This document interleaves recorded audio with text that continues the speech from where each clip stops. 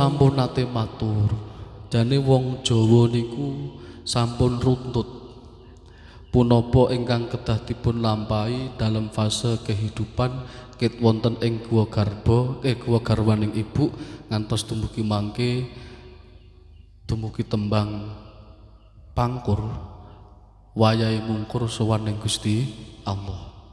Yen kula pun nate matur jane. Nggih Mbah nggih. Kula jenengan Bluetooth disconnected. Jawa. Ngertosi Islam niku saking para wali songo. Nggih to Mbah nggih. Sing riyen kula nate matur diwulang beto tembang sing naminipun budaya pewayangan sing diparingi nami innalillahi wa inna ilaihi rajiun. Ning wong Jawa mboten paham, akhiripun dipun gantos sakan paraning dumadi. Ngoten to Mbah nggih. Lah ben tambah paham, akhiripun dipun tambahi tembang macapat nika. Lah tembang sing sepindah naminipun napa, Pak? Sadurunge mijil napa? Mas Kumambang. Nggih, Pak nggih. Lah kula aturaken, Bu. Mas Kumambang niku mas niku ateges calon jabang bayi sing tasih kumambang ana ing rahime ibu. Niki menawi Kanjeng Nabi niku leh ngaturaken inna ahadakum sak temene sira kabeh iku yujma'u den kumpulake apa halquhu kedadeane ahad fi batni ummihi ing dalem wetenge ibuke arba'ina yauman ing 40 apane yauman dinane nutfatan ing banyu. Dados kula panjenengan sedaya niki Bu, riyen wonten ing guwa garbanipun ibu kula panjenengan sedaya 40 hari, umur 40 hari. Niku kumambang neng rahime ibu niku tasih mawujud nutfah utawi banyu. Niku 40 hari. Suma yakunu alaqatan misladalik.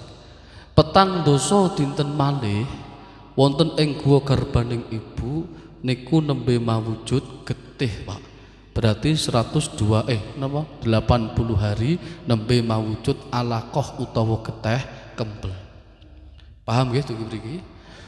Suma yakunu misladalik mudkhutan. Petang dosa dinten malih nembe mawujud mudkhutah utawi daging kempel, berarti 120 hari utawi 4 bulan. Pas anggenipun ngandung Mbak sinten? Mbak sinten? Lali, soalnya sing ngaji kula Mbak Hilna. Mbak Hilna. Pas niki. Lah 120 hari utawi 4 bulan. Wau Kanjeng Nabi matur mawujud mudghutah utawi daging kempel. Niki pun diproses kalian malaikat sing ajeng dipun dadosaken maktiyah jazat niki sing bakal ditunggangi roh. Sing bakal ditunggangi roh, Pak. Dadi jasad iki namung maktiyah tunggangane roh. Nek roh wis ora nunggangi ya jasad wis ora iso obah. Paham dikira nggih? Lah daging niku dikepel-kepel bunder dhuwur mengke dadine sirah niki, Bu. Kiwa tengen dijewer dadine pengrungu. Terus rodok tengah disuwek kiwa tengen dadine mripat. Rodok ngandhap digeret dadine irung. Ngono leh geret banter mancung kados kula ngoten niki Mas Rahmanto niki mancung gitu nggih. Nak leh geret mong maknyuk ngoten biasane piyantone pesek. Nggih. Lah ngantos sampurna maktiyah niku dados jazat niki. Lah di samping maktiyah niki daging niku pun arupa maktiyah jazat sing sempurna pas 4 bulan niku wa yursalu al malaku fayung fihi ruh. Akhire Allah niku ngutus malaikat ken nyupaken roh teng maktiyah jazat kula jenengan. Akhire keng alam arwah kula jenengan dipindah ning rahime ibu krana maktiyae wis sempurna. Mang tangklet Mbak Hilna. Pun krasa obah-obah to, Mbak? Empun. Wong pancen pun diparingi roh kalian Gusti Allah lumantar malaikat, Pak. Ah ngoten to, Bu nggih. Jenengan riyen nggih krasa mancal-mancal obah-obah nek nggih 4 bulan to, Bu. Nek lali mang baleni. Gitu, Pak nggih.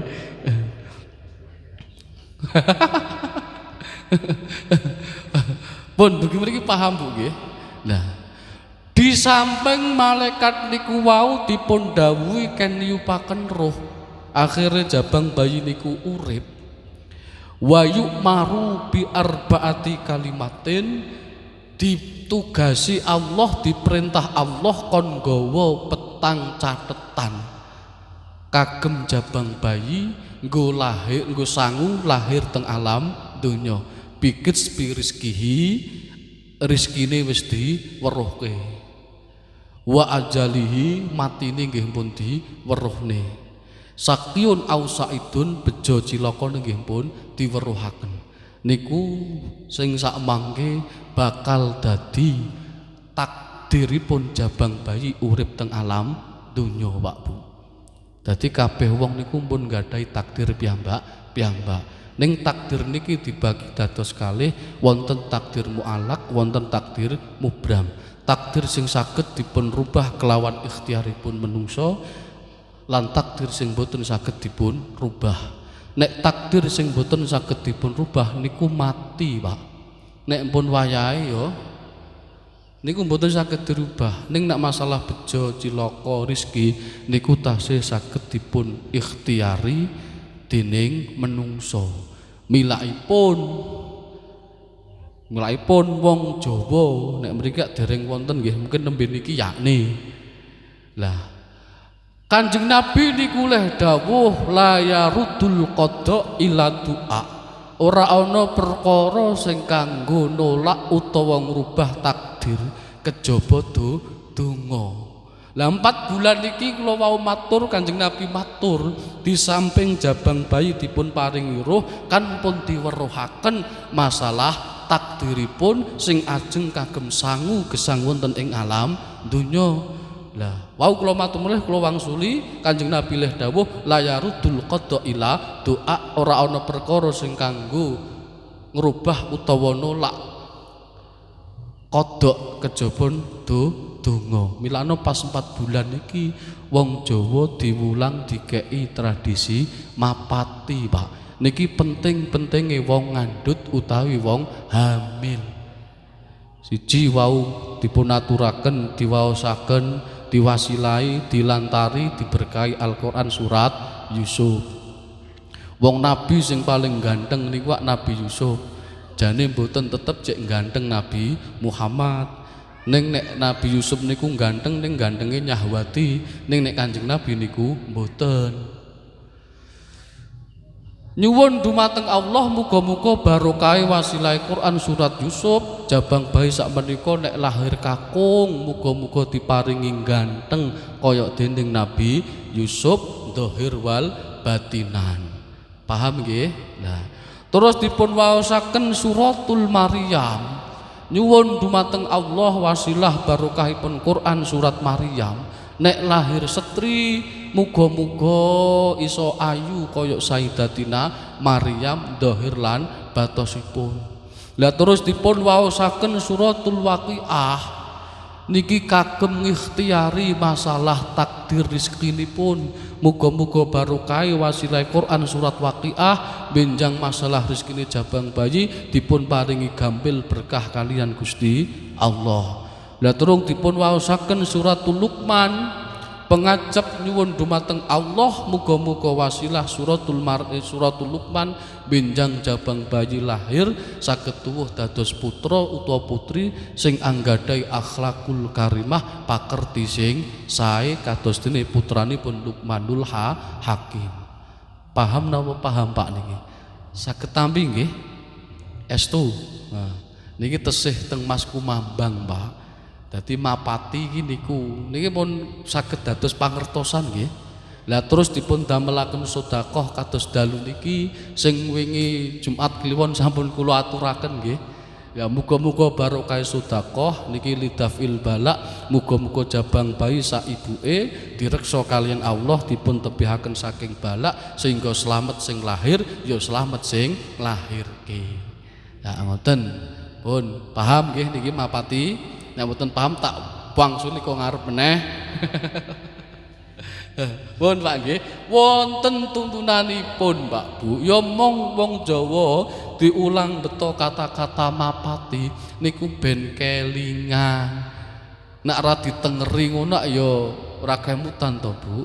Mulane terus diparingi mapati. Ampun didelok kata-katane ya Kanjeng Nabi ora tau mapati. Wong niku tradisi, nek ngilmu insyaallah sami kalian Kanjeng Nabi, ning nek tradisi yo gak mungkin dhewe kon padha karo Kanjeng Nabi. Lah nek tradisi plek kudu karo Kanjeng Nabi yo jenengan iki kleru kabeh kok Pak. Koko, batik, wah kleru niku. Nek Kanjeng Nabi kan yo jubahan Pak nggih. Nek kudu padha karo Kanjeng Nabi sak tradisine, lah sesuk mang ganti nggo jubah kabeh. Esok nggo pacul, nanti Mbah arep ngomong neng sawah ngono ya ora patut wong jubahan. Pun. Lah sing digawa niku ngilmune Kanjeng Nabi siji kentabarukan Quran. Niki nggih wonten to dawuh maca Al-Qur'an, sedekah sak piturutipun. Sing didelok isine, aja instalasi luare, Pak. Bu, paham nggih? Mboten usah dangu-dangu. Wis pirang menit niki? 10 nggih. Lah wis seprapat rampung nggih. Pun niki 4 bulan, Bu nggih. 4 bulan pun saged tamyastu paham nggih. Lah, bar 4 bulan niku terus 5 terus 6. Bar rampung 6 terus wong Jawa niku wonten istilah tradisi naminipun tingkepan utawi 7 bulanan. Nah niku kula aturaken. Imam Syafi'i termasuk Imam Mu'tabaroh wonten ing kalangan ahlu sunnah wal jamaah bidang syariat utawi fikih. Ijtihadipun niku nek teng syariat niku ngendikaaken aqallu hamli. Sithik-sithike mangsane wong ngandhut, wong meteng niku situ asyurin 6 bulan. Pinten Bu? 6 bulan. Mulakno wong Jawa mastani 7 karo 8 niku jek tuwa 7 nek ning jero weteng. Niku jek tuwa 7 wong pancen aqallu hamli sithik-sithike mangsane wong ngandhut niku 6 bulan. Lah wa ghalibuhu kaprae umume niku biasane 9 wulan. Wa aksaruhu akeh-akeh mangsane wong ngandhut niku 4 tahun. Dadi wonten wong ngandhut niku suwene 4 tahun. Ya niku Imam Syafi'i niki teng kandungane ibune niku selama 4 tahun, Bu. Saiki ibu saiki kok kuat. Dal. Lah 9 bulan ngono wis tekan HPL. Noh, lah lewat sedina wis kesusu dibedah kok gitu. Lah nek riyen mboten Imam Syafi'i niku 4 bulan teng kandungane ibu 4 tahun 4 bulan. Halah berarti ngatekke tenan ngono. 4 tahun. Mulane niku dados ijtihadipun Imam Syafi'i leh neliti nate napa nelateni niku. Dadi anggere ana wong wadon ngandhut ditelateni. Ya niku akhire ketemu ijtihad sithik-sithike mangsa 6 bulan, umume 9 bulan, akeh niku 4 tahun, Pak. Mulane wong Jawa, wong kula matos sithik-sithike mangsane wong hamil niku kan 6 bulan. Dadi nek wis lewat 1 bulan, 2 bulan, 3 bulan, 4 bulan, 5 bulan, 6 bulan niki carane pun alhamdulillah. Dadi sing ngandhut sing hamil niku pun kalian Allah dipun paringi saged melewati mangsa-mangsa wektu rawane wong hamil. Keranten nek nganti napa ya basane gogrok niku sakderenge 6 bulan niku kan ya ora dadi, paling dadi bayi runtuhan nika nggih to. Nggih, lah mulane pun kliwat 6 bulan terus wong Jawa tingkepan utawi 7 bulanan niku namung sak derma niate syukur, Pak. Syukur dateng Gusti Allah garwane utawa putrine utawa sintene kalian Allah wis diparingi iso melewati mangsa-mangsa rawane wong hamil. Terus tingkepan ngawontenaken sedekawan syukur ning Gusti Allah. Jane mung wonten niku tok, Pak. Paham nggih? Leng wong nggen kula lho niki ketoke padha yae. Duyung nek kula asline Sragen. Duyung niku rin nggih dereng wonten mapati. Ning ket kula kaji ngoten niki terus alhamdulillah angger ana sing meteng. Niku mesti pun mapati 7 bulanan. Lah nek 7 bulanan riyen kula matur, kula tangklet pas dugi duyung sing ditingkepi niku mung anak pertama. Mriki nggih. Aduh, kok ya betak-betake mentobu, Bu. Lah siji tukokke sepatu, siji kok ora ditukokne. Ha nggih to. Wong padha leh anak, aja do dibedak-bedakno. Nek siji didongakno, ya kabeh didongakno. Ngoten nggih, aja mung anak pertama tok. Wong kadang sing ditungani wae lahir cek do nakal. Apa meneh ora ditungani. Lah engko akhire anak pertama ditungani iso dadi cah sing sae. Sing nomor loro ora ditungani, ora ditingkepi, akhire nakal jenengan muni. Cara anake kelingan mesti protes, salahe. Enggak ngoten. Ya gitu. Dados gen kula niku ket kula kaji kados mekaten niki sakniki pun rubah. Kula niku mboten merubah tradisi tapi namung menyampaikan akhirnya saged paham piyambak. Akhirnya ora dibedakake mbah anak pertama, kedua, ketiga, keempat ya tetep padha ditingkepi. Ya mesakne to, Bu. Siji ditukokne kok siji ra di. Lah nggih to. Pun paham niki. Paham estu nggih? Heeh. Ya wis niki ditutup mawon. Kok horok lho. Lho mun setengah songo Qur'ane durung. Walah. Tapi micil tekane pucung. Napa pucung kok tekan jam 11 ora rampung to, Pak. Lah niki penting intisarine hati cara dalu sak menika pun wonten kaweruhan tambah pemahaman khususnya kula pribadi umumipun panjenengan sedaya. Milakipun benjang Bu nggih nek tesih paringan rezeki arupa jabang bayi nggih calon anak. Lho, rezeki niku mboten namung duit, Bu. Man razaqallahu bi waladin. Lho, wong Allah niku kadang paring rezeki arupa anak. Ya mbok ya kala-kala ndonga ya Allah paringono anak sing kathah ngoten. Lah wong ndonga kok mung njaluk duit sing akeh. Wong padha leh rezeki lho, mbok yo njaluk anak sing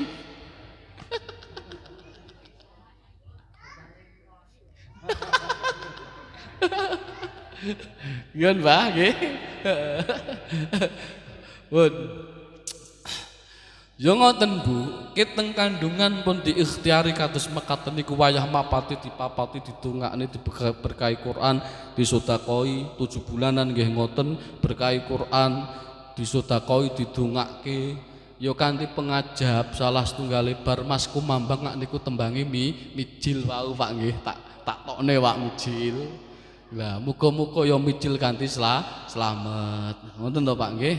Ya wau nek diberkahi surat Yusuf ku nek mijil lanang ya ben ganteng kaya Nabi Yusuf. Diberkahi suratul Maryam ku nek mijil setri ben ayu kaya Dewi Maryam. Wis saged kan namung nyuwun.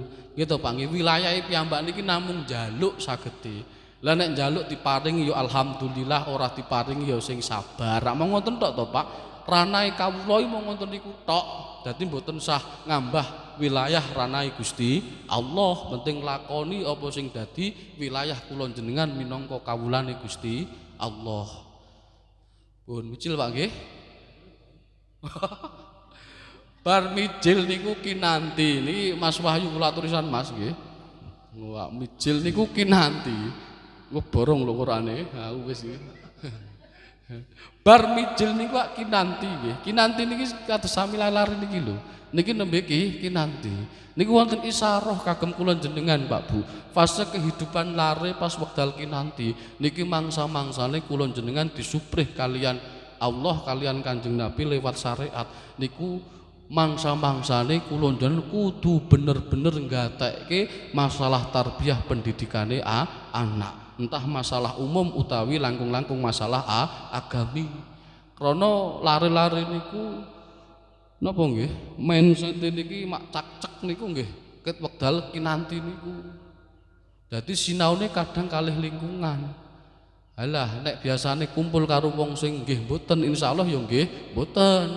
Nek kumpul karo wong sing ya apa mesti ya apa. Nggih ta Pak nggih. Mulakno Mas Wahyu kula matur. Sok nek ning ngarepe larene sing basa nggih kalih garwa. Dik, damelke unjukan ten. Engko sing garwa nggih Mas. Lah anake kan mireng berarti basane ya nggih mboten ora ya moh ngoten.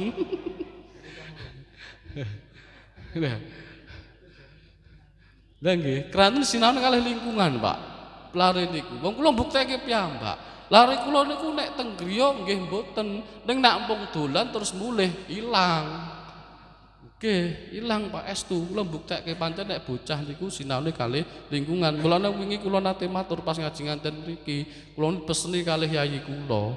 Lah sok kepepete nek kula dalem, sok kowe nek wis rabi duwe bojo, kok kepepete kok padu. Ngono to? Nggih, kepepete padu sing basa ya.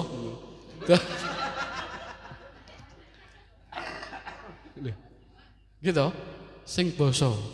Lah, nek iso aja padu ning ngarepe anak.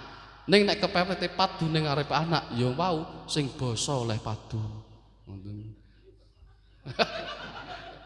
Lah berarti nek mboten basa kepepet kok padu, aja ning ngarepe anak. Pemeneh jek kinanti ngoten iki, kula diceritani kalih yayi kula ngiyan. Dhisik ana wong loroan bebojoan. Lah ndelalah para padu ning ngarepe anak. Lah sing wedok saking mangkele ngunekke lanangan-lanang nyun lanang napa ngoten. Dadi ngun enek garwane niku lanangan.